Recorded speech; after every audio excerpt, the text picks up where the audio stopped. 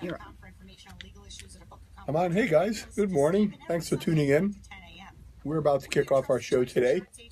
We're going to be talking about your brain, about predictors of dementia, things you can do about them. We're going to have Dr. Michael Souza on, who'll be discussing homocysteine and methylation. Now, before your eyes glass over, methylation is an important medical detail that is not well understood nor addressed through orthodox medicine. And it's a way that your body gets rid of toxins. And toxins are kind of ubiquitous. We'll talk about their impact on your health and on your brain. We're going to do a deep dive. We will boldly go into the Lyme wars. That's right. It's a battle out there between the believers and the agnostics. And Lyme disease is shrouded in controversy, mystery, misunderstanding, and I would even say disdain. We're going to touch upon all of those at great personal risk. We never hesitate, right? We never back away from a controversy. And we're going to have Tony DeJesus with us for part of the show. We'll extend beyond its normal time frame because we're going to be talking about a global approach to try to limit risk.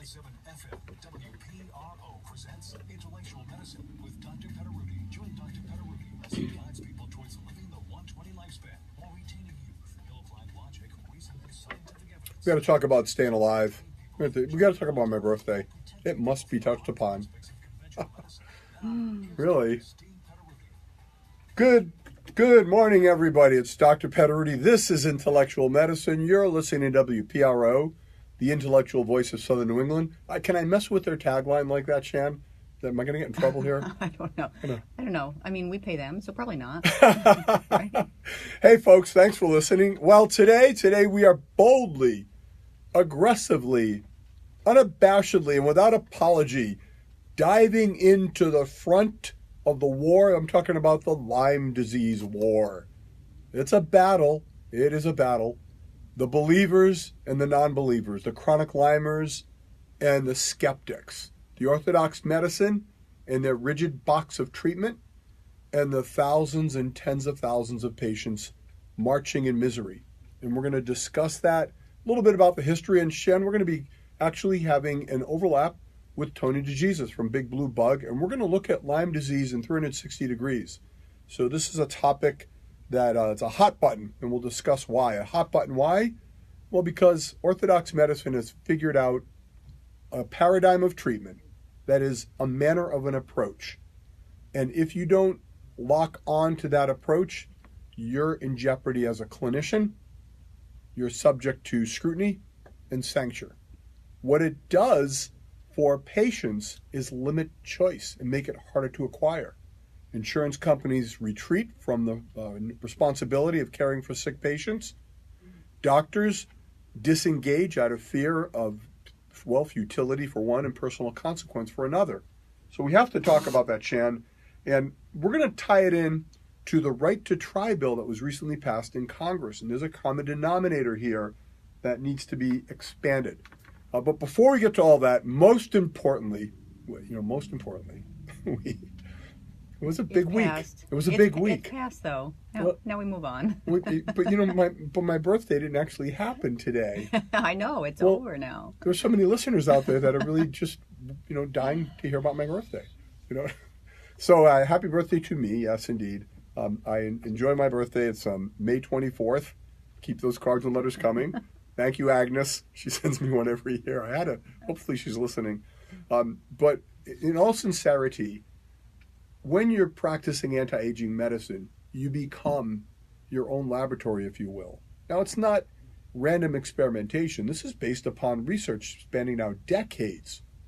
We all are joined in the march toward the grave. Now, that sounds a bit macabre, but it's a true fact, right? We're working on anti-aging. We're working on life extension. Immortality has eluded science thus far, but we're still after it. I do not intend to die. But in the unlikely event that occurs at some point in the future, I want it to happen in an abrupt manner from a base of good health. That, above all else, is what we aspire for at Intellectual Medicine. The science is in, folks. You don't have to age like grandma and grandpa. You don't have to shrink. You don't have to wither. This is the core of health, vitality. The absence of disease does not define your health. That's orthodox medical care. Hey, that's important. If you have a pneumonia and you're in the hospital, they're going to help you. You have a broken leg, they're going to help you. You are otherwise fit and healthy and just aging and getting weak, a little tired, the brain's getting a little dull. Those are the spaces where medicine has nothing to offer you other than validation that your current pattern is normal. And we beg to differ in that. You know what I did for my birthday, Shan? You do know. I'm going to tell the audience. I like to do something to calibrate my own dynamic of anti-aging. And years past, I would do a single repetition on the bench press, which was 300 pounds. You know, but I don't like to role model for you folks unhealthy behavior. And a single rep, maximum intensity exercise is a high risk for injury. So rather this year, I converted, Shan. I went to the NFL Combine. You know, you're familiar with that, right? When they test the athletes. Oh, now I am. You've been talking about it. Well, you know, I hope Bill Belichick's listening because I want him to know that I bench pressed 225 pounds 13 times. I probably could have gotten 14. Yeah, but I kind of wimped out there. Anyhow, 13 times. That becomes my benchmark for next year. So in our world, we look at those elements, right? You've got to maintain hormonal health. The absence of hormones brings with it adverse consequence. Every man, every woman at some point in their life will have a decision to make, either replace the hormones that are missing or suffer the consequence. And part of that consequence is also immunologic weakening. That's right. Your sex hormones are an element of your immune system. And one of the things that makes us weaker as we get older is fading immunity. We're going to connect that in with Lyme disease as well. So it felt good, Shannon. Felt good doing the 13 rep. The other thing we talk about is change your routine, right? So research in validating what we already know. This is from the British Medical Journal, that antidepressants cause obesity. There's a correlation between antidepressants and obesity. So I have a patient who came in, Shannon. She was being treated for depression by her doctor with antidepressants. And she was gaining weight and frustrated by it. So we have one of the, if not the most effective approach to weight loss, permanent management of this condition that has yet been unleashed on the public. And so she came to me because of intellectual medicine's reputation for helping people with obesity. And I asked her a question. I said, how much of your depression is coming from your obesity? And she looked at me and said, Doctor, all of it. Said, if I didn't have this problem with my weight, I wouldn't be depressed at all. There's a connection between your body, your mind, your face, and your sense of well-being. Took her off the antidepressant, put her through our program, lost 30 pounds. She's happy. The right to try bill, we're going to talk about briefly. In Congress, they passed this bill, Shannon, enabling people with terminal cancer to partake of experimental drugs that have not been FDA approved. It just makes sense. When you're battling a condition that orthodox medicine cannot help you with, you should not be barred from pursuing therapy that has potential merit. You should not be barred from exercising on your own research, even if it's not fully proven. Now, that statement goes to the heart of a lot of what we do in intellectual medicine, and it's going to come back when we talk about Lyme disease and when we talk to our next guest, which is Dr. Michael Souza. He's from East Bay Intellectual Medicine. He's going to be discussing homocysteine, methylation, and how we can look at markers that will predict your brain health and what we should do about them. So stay with us. Up next, your brain, and later in the show, Lyme disease wars. We're diving in, folks. This is Intellectual Medicine. I'm Dr. Petteruti. It would seem laudable, and it would seem worthy of, applause, if you will, when a doctor engages a patient with an unsolvable problem in a manner to attempt to fix it. You would think there would be no barrier to that dynamic. You would be wrong. I know colleagues of mine who have thoughtfully engaged in pursuing their own fund of knowledge regarding treating Lyme disease, have extended that fund of knowledge to their patients, in a manner that does not fit orthodoxy. Now, if orthodox medicine has nothing to offer you and you are suffering, the logical extension of that consequence is to seek care that's unorthodox. That makes sense. Doctor, I have chronic pain. My brain is foggy. I can't get out of bed. My fatigue overwhelms me. We've had patients of ours disabled from work because their brain wasn't working correctly, diagnosed with chronic Lyme or chronic post-Lyme syndrome. We'll talk about the difference between the two. And then I'm going to give this quote from Gary Wormser, Shan. I'm going to wait to say it on air because I want the whole audience to hear it. I think it cuts to the spirit of Orthodox medicine, their fear of having their primacy being threatened, and the way that interferes with patient care. It's terrible. So I know these doctors, and they get dragged in front of the Department of Health for their offense, attempting to treat an untreatable entity by Orthodox medicine in a manner that they don't endorse. Oftentimes they end up getting exonerated, but not until they spent years and tens of thousands of dollars in legal fees to try to defend their right to practice in a manner they see fit. This has a chilling effect across medicine. You guys don't hear about it, but trust me, other doctors do. They know what's going on. And you think there's not a reason behind why your doctor clams up when certain topics are broached? You talk about Lyme disease, they're going to duck for cover, baby. How many times have we heard about that, Shannon? Right? You had that experience. Yep. When you were taking the boys in, and you requested, based on their symptoms, you requested of your doctor that your doctor test them for Lyme disease. And what did the doctor say? Nope. Nope. Nope, they don't have it. They don't have Not it. possible. It's not impossible. Yeah, we live in the epicenter of Lyme. That's like being in the Congo during an Ebola outbreak, folks. We're at ground zero, and the doctor refused to even do the test. What rational basis is that? Fear. It's not a rational basis. Fear is never rational, or rarely is it fully rational. Looking at my notes, I want to get this right. Post-treatment Lyme disease syndrome. That's what the CDC accepts. That's what they accept. At the next break, we'd like a report on the Celtics game, on what you think. Sunday night. I've been pretty spot on, haven't I? I predicted where we are. You did. I do have a bold and controversial prediction for the Celtics. Can we bet? Can we use your knowledge? Maybe bet a little bit. Okay, you want to? It's sports betting is legal now, isn't it? I don't know. It is. Hey, we made $100 on the Super Bowl, Shannon and I. Right? Where were we? We were in Aruba. We were in Aruba, so totally legal there. So you can't arrest us. I bet $10. I was sweating. I worked hard for that $10. Earned $100 when the Patriots won in overtime. That was pretty cool. Tough, though. I couldn't bet on this game coming up. Couldn't bet on it. It would be too painful. I don't even know what the spread is. Now, back to Intellectual Medicine with Dr. Petteruti. Call in now at 438-WPRO or 1-800-321-WPRO. Yeah, we are back. We are going the distance, Shan. We're going the distance. I had a very funny birthday card, and on the front cover, it said, make sure to exercise, eat right, keep your weight in check. And you open up and said, you're going to die anyhow. That's, of course, not the point. The point is living well. And living well means keeping your brain healthy. Now, listen, I want you to grab a pen, and I'm going to give you a list of all of the orthodox FDA-approved drugs that are known to help dementia and Alzheimer's dementia. Ready, Shannon? You got your pen out? I'm ready. Okay, here I go. Ready and go. Oh, I'm sorry. There are none. Zero. None, not one. Now get out your pen. I'm going to give you the absolute conclusive cause of dementia that has been research proven.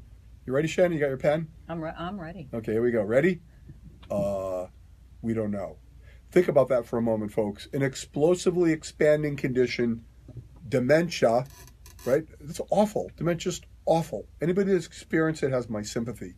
By the time it starts, it's like a forest fire. It's hard to put out the blaze.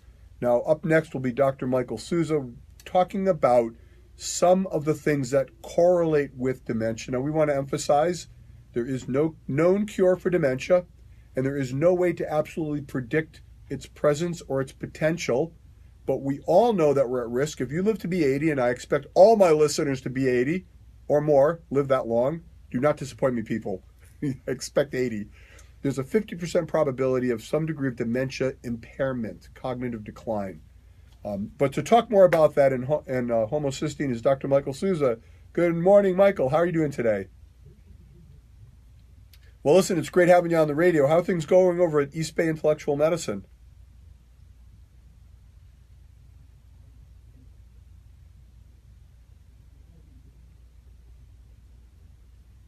Well, thanks, brother. You know, at 59, I'm looking forward to the next 61 years, although when I'm 119, I'm going to be changing the name of intellectual medicine. It's going to become I am 150.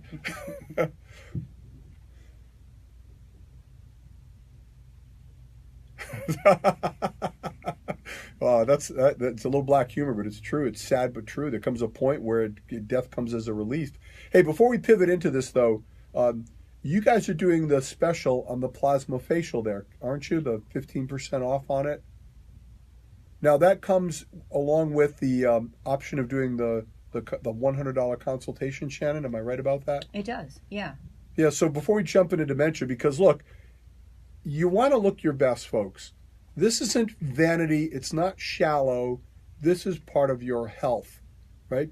I do plasma facials. I do things to keep my face looking as good as it can. I owe it to the world because, let's face it, I only see my face once a day, really, right? In the morning I look at it. So whatever else happens the rest of the day, everybody else has to suffer with. So I consider it my civic duty to take care of that. But the plasma facials are real facial enhancing anti-aging therapy for the face. I really don't have time to expand it completely, Michael, without robbing you of yours, but it's worthy of the time, and that $100 consult gets fully applied toward the treatment if you choose to pursue that or another form of facial anti-aging. So get on it, folks. We want you to look good. So, Michael, tell us about homocysteine. Most listeners have never heard of that term before. Should their doctor be testing them for it, and what's up with that?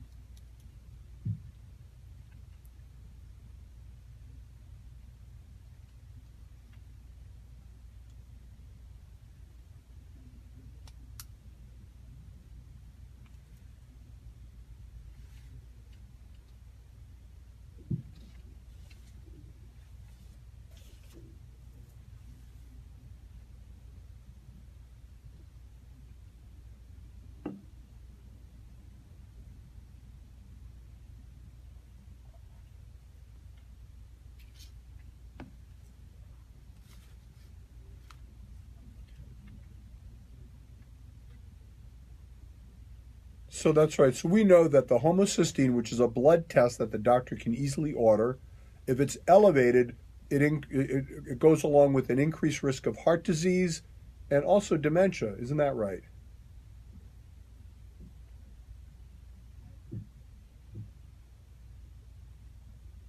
So homocysteine is, if you will, like other risk factors for cardiovascular illness. If it's high, that's bad. Is there a cutoff? If a patient is asking to have this test performed, is there a threshold above which there's particular risk?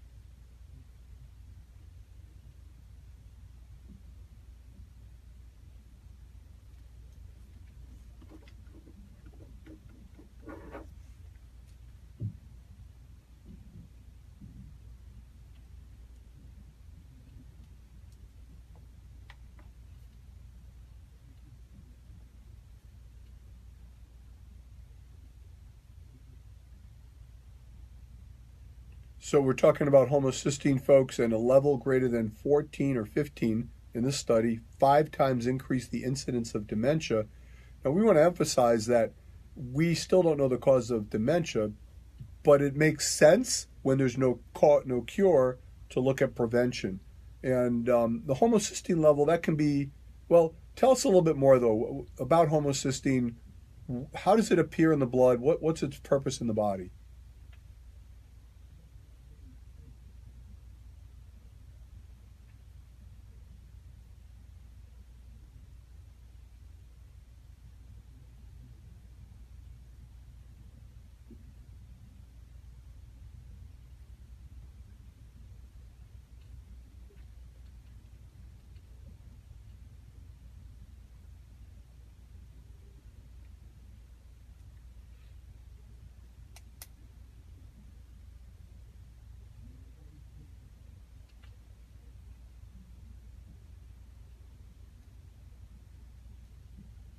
So homocysteine is an intermediary product as we are methylating, and it can go down one of two basic pathways. It can go on and produce glutathione, which is a valuable, essential, and helpful antioxidant, or it can back up in the system, having elevated levels in the blood and correlating with heart disease and dementia. Is that a pretty good summary, Michael? Okay. So now we've got this elevated homocysteine. By the way, when you were in medical school, did you learn about this stuff?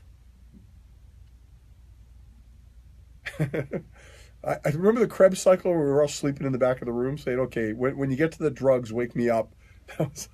But we've come a long way in intellectual medicine, and thank you for your intellectual input here. So now you got an elevated homocysteine level. What do you do about that?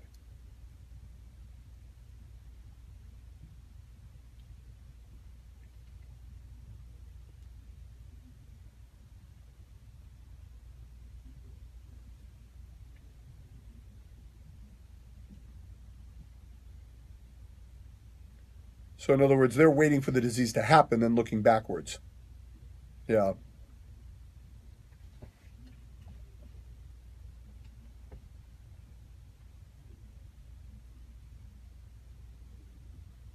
Yep.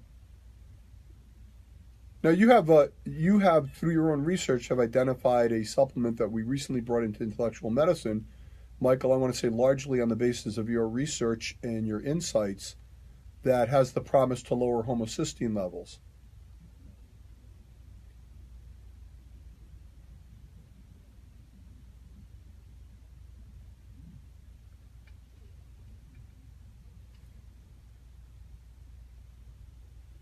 Right.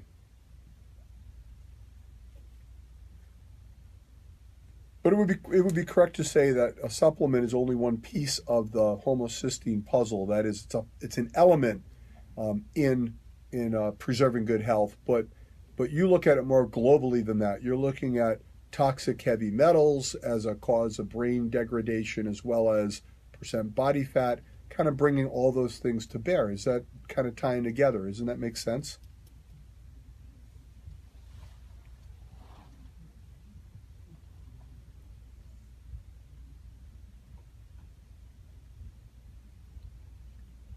Plan. Yeah, and part of that, and I hope you stay tuned when Tony comes in. We're going to be talking about Lyme disease, and I think that's a beautiful example of where integration and the intellectual medicine approach really shines, like it does here in prevention. Look, folks, the sad fact is that Dr. Michael Souza's summary is dead accurate. This dementia risk is enormous. The causes are multiple. There's no proof that lowering homocysteine will protect your brain, but there's a logical extension. The evidence is out there correlating those high levels to brain impairment. And we do have a cohort of folks, Michael, I want to mention it briefly, that have a defect in their genetic capacity to methylate. That means a difficulty actually detoxifying your body. And those folks have the MTHFR genetic deficiency. I know you test for that too, don't you?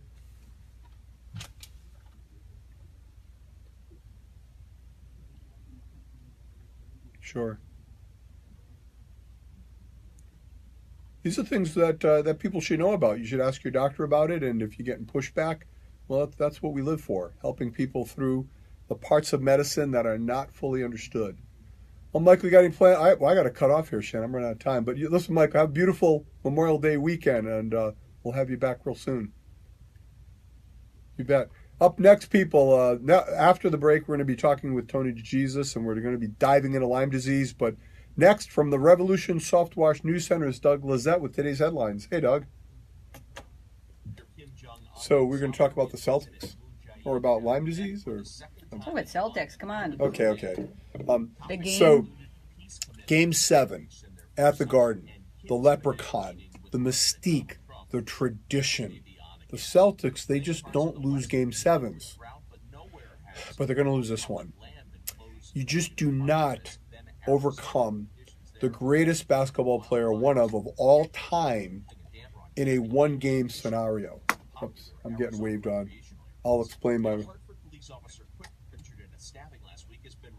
Hey there. Oh, I'm sorry, I can't hear you. Sorry about that. I hit the button at the same time as you. I'm gonna have Tyler produce the second half of the show. All right, Tyler, go get him, Tiger. Introducing new producer. Yeah, so there's nobody on the Celtics that can stop James. He's no. I'm sorry. This is a great Celtics team, but they don't have a transformational player. Kyrie Irving was that guy, and he's not coming on the floor. Gordon Hayward was that guy, and he's not on the floor. So it's going to be Tony, welcome, buddy. How you doing? I'm doing better that you're here. It's going to be a game that'll be decided by one bucket. It'll be a game decided in the last few minutes. But at that point, they'll put the ball in James's hands, and then LeBron will deliver. And the Celtics just don't have an antidote for that. I'll be shocked if the Celtics win that Game 7. It's going to be, Are you a big sports fan? You have become one? Yeah. I mean, We're going to be watching Chris Sale pitch on Sunday. Yeah. Are you really? Yeah. Oh, Yeah, Sunday at 1 o'clock. We got tickets to go see him play Atlanta. he is incredible. Then we're going to Davio's for dinner. And then at some point, we'll probably be taking Is this in for that your game. birthday? Yeah. Oh, yeah, it's for my birthday. Oh, Happy you heard. birthday. Thank Yes. you. Happy think the birthday. entire- Oh, yeah, I listen to you all the time, huh? The entire state knows it's Let me move this over a little bit here so we can. Would you like to be on video or no video? So I thought we'll start out. I'm going to dive in a little bit of the history of it, and then we'll Yep. just kind of have an open conversation. Sounds good. I'm going to be talking about some of the medical, clinical aspects of it, and then we want to look at it from that kind of global manner, which is how do you prevent it? Yeah. Where's their habitat and what can be done because it's so hard to really cure it. I was curious, have you treated anybody yet for babesiosis or anaplasmosis yet? Yes. That's a coming thing. It's like, I mean, Lyme is still the key, the big one, but I mean, the others are all of a sudden start to come up. Well, one of the things that happens, we'll talk about as well, is the immune system weakens. The Lyme disease assaults the immune system in a way that makes other infections more likely to occur. Okay. So, folks, I'm here with Tony DeJesus. Tony, you can say hi to our Facebook audience. Hello, everyone. We're all right here in Shannon's phone, and we have a worldwide audience. Worldwide. Worldwide, hey, It's nationwide. It is. Anyhow, it's nationwide. Tony It's just a DeJesus is the godfather of the big blue bug. He's one of the nation's authorities on pest and pest control.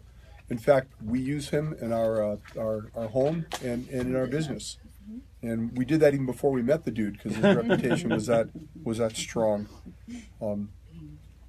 Borrelia mayonii is a new Lyme bacteria they've identified. It's a new one. It came out in 2016. See, with any bacteria, there's something called androgenic drift, where the bacteria can sort of change its form a little bit. It's one of the ways bacteria elude antibiotics. So now we've got more and more people presenting with Lyme-like symptoms with negative testing. I'm more convinced that we're seeing the emergence of other bacteria that have similar effect but are hard to test for. It's funny because I have a niece who's a PA, and she lives down in Florida. And earlier when you were talking about keeping the mind sharp and everything else, and and when I turned 65 the year before last, she said to me, "Are you going to retire?" So I said, "Yes, I'm really enjoying work." I said, "I'm learning new things." And she says, "Keep working." She says, "It's great." She says, "That keeps your mind sharp." She says, "Down here," she says, "we deal with people, and they come down here to retire, and then they become sedentary. They don't do anything. They're not talking. They're not working. And all of a sudden, the dementia starts to set in. Well, it accelerates it, no doubt. The social interaction, the mental energy, the enthusiasm for work, those are critical elements. Then you must get the lead out because that's a brain rotter. I don't know, all the work you've been talking about with the lead and I never even thought about, but I mean, growing up, everything was lead paint and everything, all those old houses kids lived in and things. And it's still out there. Yeah. It's still in our I didn't realize environment. it in the soil and things like that, I've heard you say. Yep. It's hard because you look at some of these entities. We talked earlier about the right to try bill that just passed Congress and the Senate, giving people the freedom to try treatments that for otherwise incurable conditions. And that's great. It is. Well, if you're dying of cancer, there's greater sympathy for you than if you're suffering with chronic Lyme. and these folks with chronic Lyme are left on the side of the road. You know, and we'll talk about why, but it's the right to try. And part of that is what we were talking about earlier with our Facebook audience, is the negative consequence to doctors who endeavor. 1 minute. Okay. So I've got that.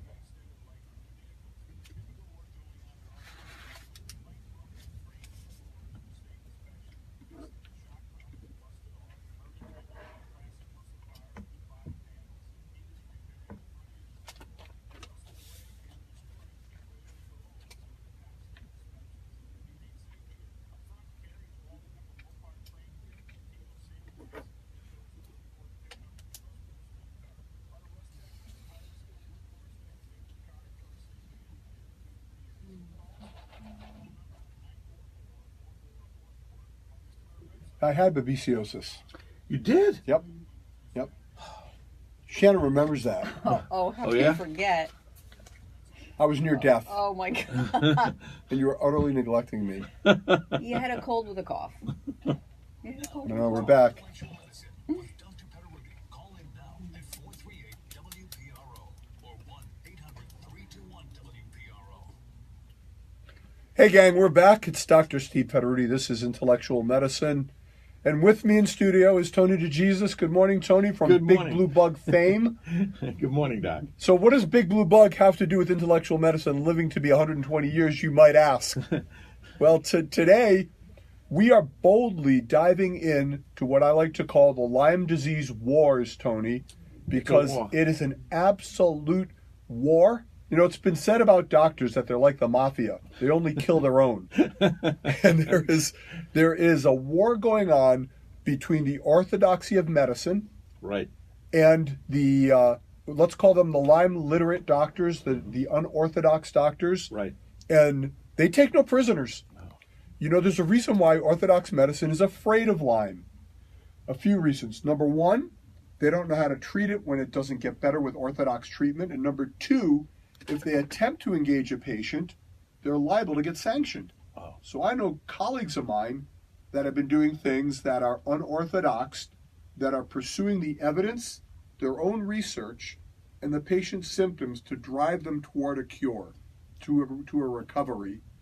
And the reward for that in some cases is scrutiny by Department of Health, tens of thousands of dollars of legal expense. Even if they end up getting, if you will, exonerated, that leaves a mark. And other doctors know that this goes on. Now, Shannon, you and I were just talking. I think it's worth sharing with our listening audience as well. Your experience when your sons had symptoms and you wanted to have them tested. I did.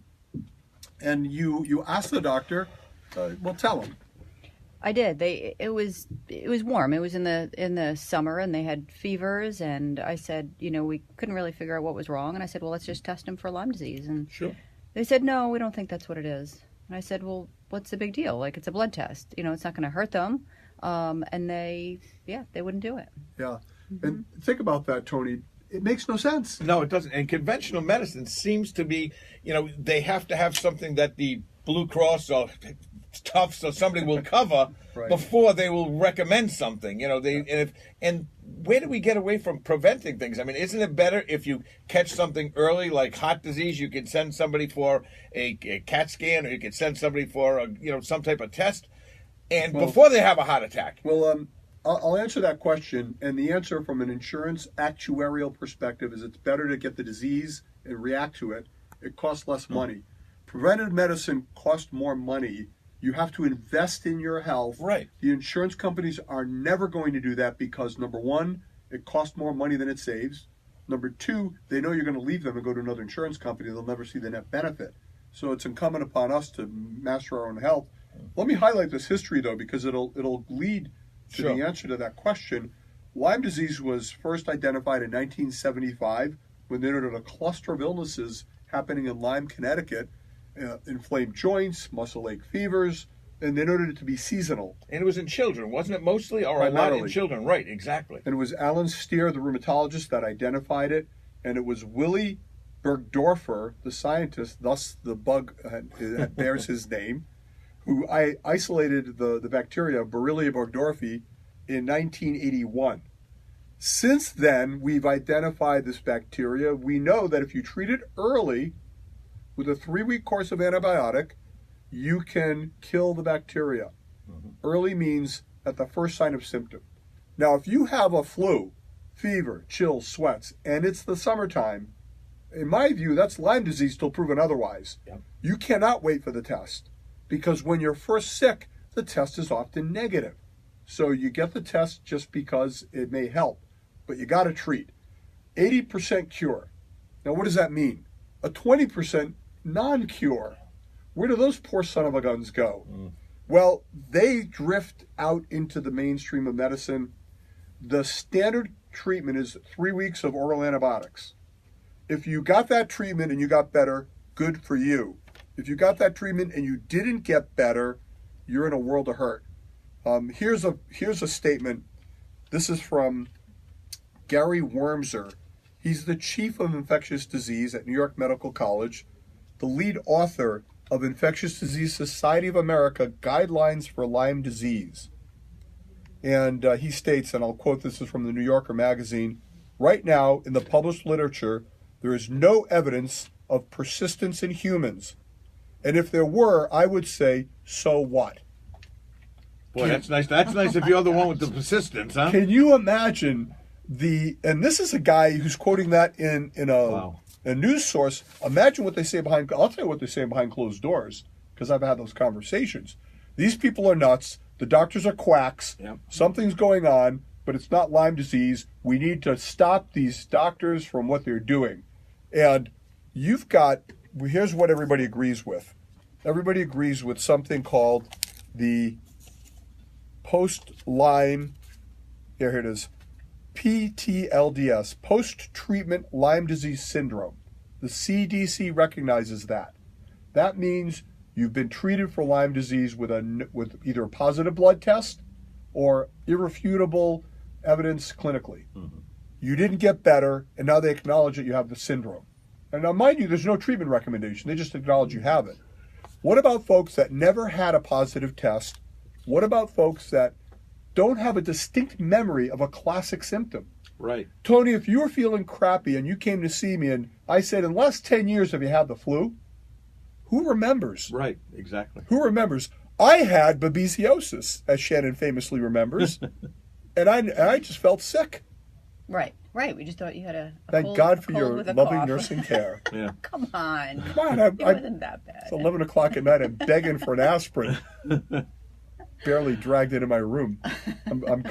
Anyhow, my point is this. Sometimes the primary infection goes unnoticed. It's rather subtle. The symptoms manifest much later, and the individual comes back with crushing burden of disease, negative blood testing, because the Lyme spirochete has a capacity to dodge your immune system. If you will, it can cloak itself. Wow. No symptom, no evidence of a primary infection, and now they're being labeled with chronic Lyme disease, which Orthodox medicine does not believe exists. So how do you treat it? If, number one, you don't believe it exists, and even if you did believe it existed, you'd be like Wormser and say, so what? Well, we're gonna take a short break, and you're here, Tony, in large measure because you're going to help us and Rhode Islanders protect themselves. Because not only is there Lyme disease, but there's babesiosis, there are other co-infections, anaplasma. Right. Ticks are dangerous, and we need to take primary action. Yes, definitely. So Tony's going to help us with that part, and we're going to continue this conversation. We do welcome your input. We may not be able to take all the calls on the air, but Tyler will be screening them for us, and we'll be incorporating that information into our conversation. Right after the break, I'll be back with Tony DeJesus from Big Blue Bug. I am Dr. Steve Petteruti from Intellectual Medicine. Do you want to tell him? What's that? The callers. No. Okay. It's funny. We had a lady at my office, a human resource manager, about 10 years ago that had chronic Lyme. And they actually had to set a PICC line. They went to her hut. You could see the tube run up, and she showed me and go. Yeah. And they came every other day and gave her an injection. Yeah. But she would have days where she'd come in and it was normal to smile, happy, and then there'd be other days she'd come in, her eyes would go. You knew she was. It would manifest itself. Yeah. Like one day she's fine, the next day she's aching and pain and headaches and. It's awful. And it was, and she eventually went to someplace in Connecticut like 10 years ago to have somebody, because no one here recognized it. They kept telling her, oh, it's all in your mind. Maybe it's the fibrosis, fibromyalgia, right? Yeah. Where you ache all the time. She says, but I know it's not that. I know I'm not nuts. You know, You have to listen to these histories very carefully, and you have to start with respecting the patient and trusting their story. Nobody wants to feel like that. No. And I've had many patients will come in and they give these very compelling stories. I used to be athletic, fit, my brain was sharp as a tack. I ran the business. Now I have trouble getting out of bed. Yep. Everybody agrees that there's if something going on. Right. The difference is the doctors that are willing to engage and try to get to the core of the problem. Right. We'll talk a little bit about the approach that we use, that we've had success with, and it's not to dismiss other potential approaches, but you got to engage. By the way, you did great with with Barbara Moss. Oh, thank you. I caught you. Yeah. Oh. Very nice. Yeah. Yeah, Did really good. She's such a great reporter. She really is. She really is. It was so funny. One time, and I've known her for. And one time, my wife and I were out, and I'm trying to think of where we were, but we ended up stopping in a Johnny Rockets. So there's Barbara, and she's got a big thing of fries in front of her. So I go by Barbara. I said, the fries? She said, don't tell anybody you saw me. She says, once in a while, I got to have this. Yeah, no, she takes good care of her health. Does, She looks great, and she's a very credible reporter. Did a real thorough job. Came in, I thought it was spent a great. lot I of never time. heard of that. I thought it was a fascinating story. Yeah, So people don't have to be cut and everything else. And the plasma facials, they rejuvenate, they stimulate your own cells to start reproducing. it makes sense when you were talking about it. Like, You're getting fat cells, and I do it for my face, and Shannon does it for hers. What I like about it is it's your own stuff. Right, It regenerates, and you don't look like you've had anything done. Your face just ages differently. Yep. We're trying to get people to embrace facial anti-aging as an element of good health globally. Well, because they'll look at yourself, you feel better, right? You look at yourself in the mirror. Hey, I look good today. Yeah, and it connects Psychologically. And if you're in the public eye, if you're in sales, Yep. if you're engaged in the employment field, Yep. 1 minute to go, it's valuable to your income and to your Everything. it's like your aura, Right. right? Yes. It just changes. Yeah, it does. So we talked about the historical dynamic of it, a little bit about this fight between ILADs.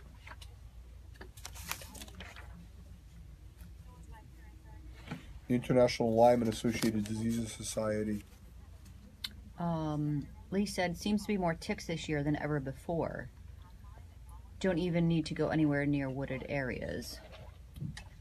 That's a good question, and we're going to have Tony speak to that because it's his area of expertise, talking about the habitat and habitat control. And what we'll do in this next section, I'm going to talk a little bit about the medical treatment dynamic, and then feel free to chime in and we'll continue our conversation. And then we'll take the break. We'll change seats. Yep. You'll be in the driver's seat. Yep. I'm going to stay with you if it's okay that first quarter. Definitely. We'll As talk long, you about can stay as long as you habitat. want. You stay as long as you want. Yeah, we'll bug out after the first quarter. That's fine. Hey, we're back. It's me. It's Dr. Steve Petteruti, along with Shannon and Tony DeJesus.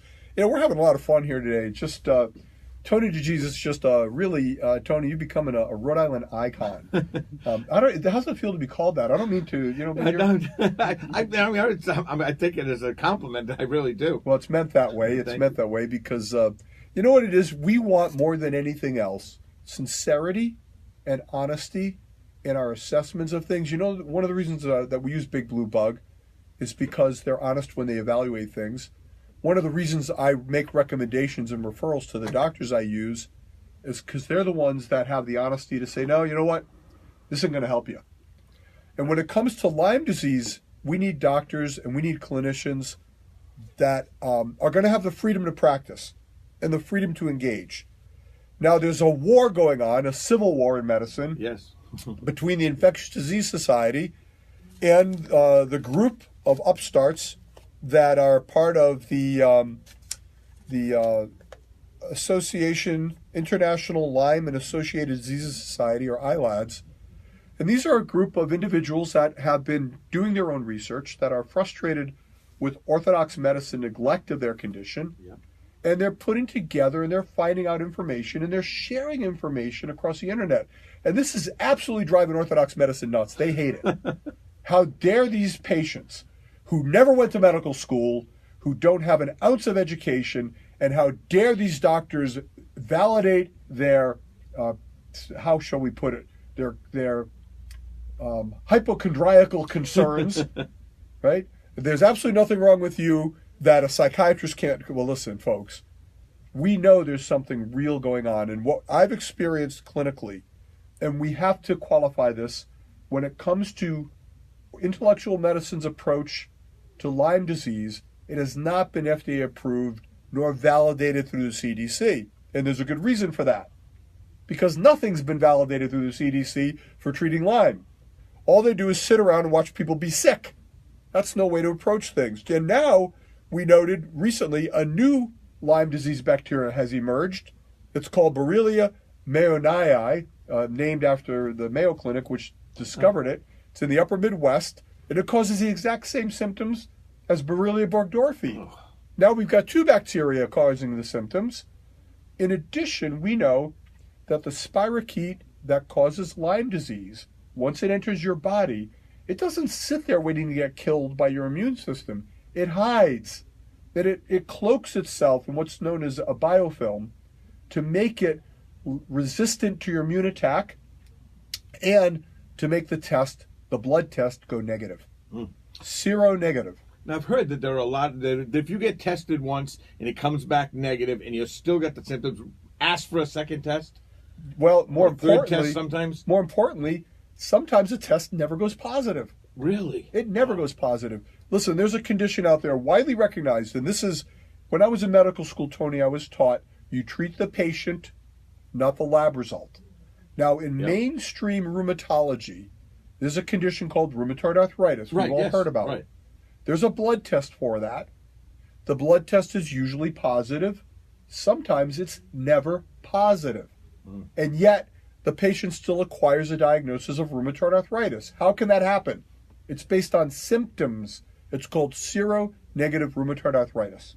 Now, I maintain there's such a thing as seronegative chronic Lyme disease.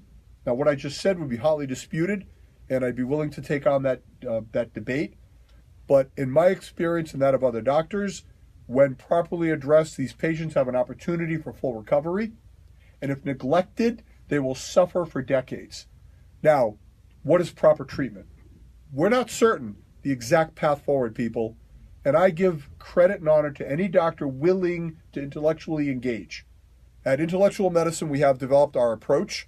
It's based upon our understanding that Lyme disease affects the entire body and most specifically the brain. It changes your brain. It weakens it. It weakens your immune system. Patients suffer fatigue.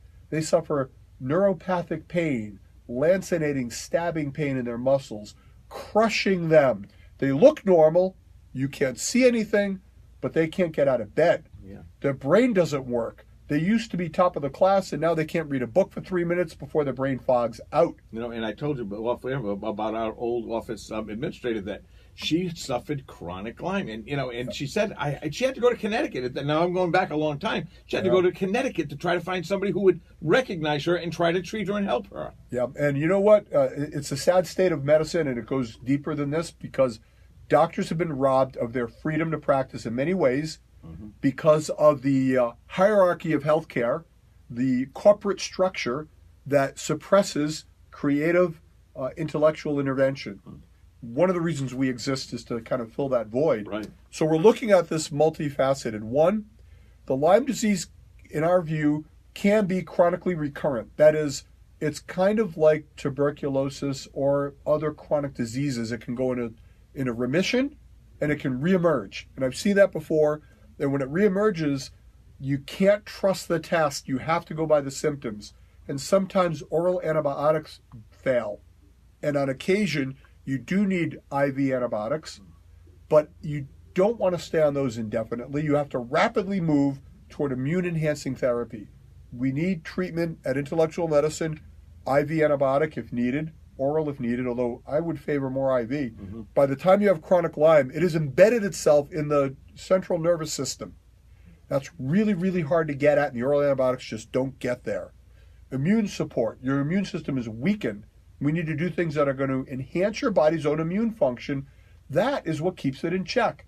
Now, when you were a kid, Tony, did you ever have chicken pox? Oh, yes. Yeah, I did. Yeah, and Shannon, you had chicken pox? Of course, at the parties. Yeah. Now, if you ever got shingles, you know what shingles is? I had the shingle shot because I had the chicken pox. So shingles is a reactivation of the virus. Right. We believe Lyme can act in a similar manner in that it can go quiescent and then reemerge at times of immunologic weakness. Okay. So somebody doing great and all of a sudden whacked again. And they'll say, I feel the symptoms coming back of my Lyme disease. And they're right. And you got to hit it. You can't talk to them about why the test is negative, about why they shouldn't get treated. You're letting precious time tick by. So we hit that. Immune support, reduction of inflammation. Now, sometimes they can do a spinal tap. We don't usually do that. We don't feel it's necessary. But in studies, they have found inflammatory cells in the spinal fluid in the absence of the spirochete itself. In other words, the spirochete creates a persistent inflammation process that affects your brain and your hormones in a way that leaves lingering symptoms. And here's my analogy. It's like a kitchen fire, right? Yeah. You come in with a water hose, you're going to put the fire out. That's the antibiotic phase. You're still left with a wrecked kitchen. You got to rebuild it. Yes. You've got to rebuild the immune system. You have to restore the neurocognitive support. Now, at our center, in addition to the antibiotics, we like using high-dose vitamin C. It's been shown to be effective, not specifically against Lyme, but toxic toward bacteria, toward viruses, and it's extraordinarily safe. So that old drink your orange juice that they used to say back growing up, I can remember as a kid, got to have your orange juice, it's good for you. Well, listen, it had Tony, a little bit of vitamin C, I'm, right? I'm gonna help focus that wives' tale. First of all, orange juice is a fattening substance that should be banned. Right? How do I really feel about it? There's more sugar per ounce of orange juice than there is in Coca-Cola. Wow. So you see these little kids drinking orange juice because it's good for you. Fine, but it's fattening. Now, eat the orange, right? Yep. Drink water. That's one thing. The other thing is you cannot get blood levels from an oral source that are toxic to a virus. You must do it intravenously. Okay. You got to go through the vein. Yep. We use 50,000 milligram intravenously, and that creates a pro-inflammatory environment that turns on hydrogen peroxide, which is toxic toward viruses.